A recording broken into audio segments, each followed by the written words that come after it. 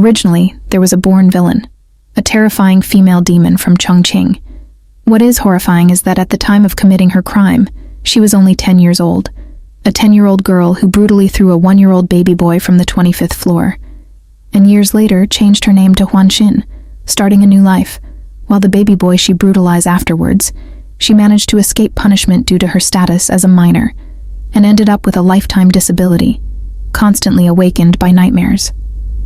On November 25, 2013, Mrs. Wu from Chongqing's Changshu district was taking her 1-year-old grandson, Yuan Yuan, downstairs from the 7th floor in the elevator, preparing to go out to play. When they reached the ground floor, because Mrs. Wu pushed the stroller out first, her 1-year-old grandson was left inside the elevator. As she pressed the elevator button, a little girl with a backpack happened to enter the elevator just as the doors were closing. Ignoring Mrs. Wu's calls, she forcefully closed the elevator doors, leaving her and the little girl trapped inside. Mrs. Wu originally thought the little girl would take good care of Yuan Yuan, and thus did not follow them into the elevator. But her momentary lapse of judgment nearly cost her grandson's life. After entering the elevator, the girl immediately picked up Yuan Yuan from the ground, pressed the button for the 25th floor, and during those 28 seconds as the elevator slowly ascended, she subjected Yuan Yuan to inhumane torture and beating. Not only did she lift Yuan Yuan up and violently throw him to the ground, but she also kicked his head several times before throwing him out upon reaching the 25th floor, and then dragged Yuan Yuan to throw him down from the 25th floor.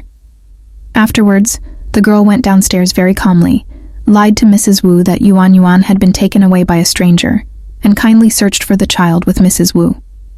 When Mrs. Wu found her child, the sight immediately made her faint.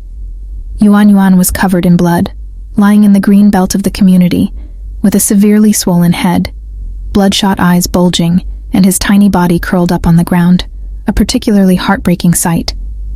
A neighbor quickly called the emergency number and the police. Fortunately, when Yuan Yuan fell, large trees provided some cushioning, saving his life.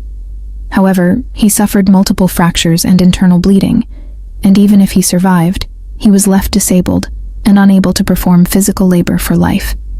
Later, the police investigated the elevator surveillance footage. When they saw what the seemingly kind-hearted girl did to Yuan Yuan in the elevator, they were immediately sweating in fear, realizing the girl was only 10 years old. Why would she treat a baby so cruelly? And how could she remain so calm and pretend to be a kind person afterwards?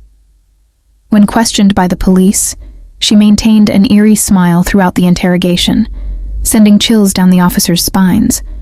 It was learned that the girl had become temperamental due to a car accident, was usually silent, did not socialize with classmates at school, and performed poorly in her studies.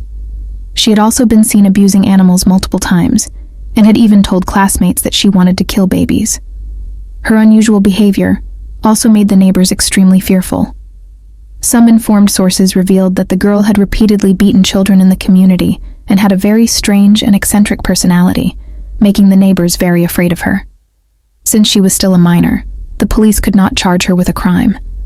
Thus, this female dem leader, the girl's family refused to offer compensation on the grounds of her mental instability, and successfully evaded legal punishment, and later moved to Xinjiang with her parents, while the victimized Yuan Yuan grew up, but can never forget the nightmare of his childhood, and will need psychological counseling for life. As for the female demon, she has now changed her name and surname, and got admitted to a university, as if nothing had ever happened.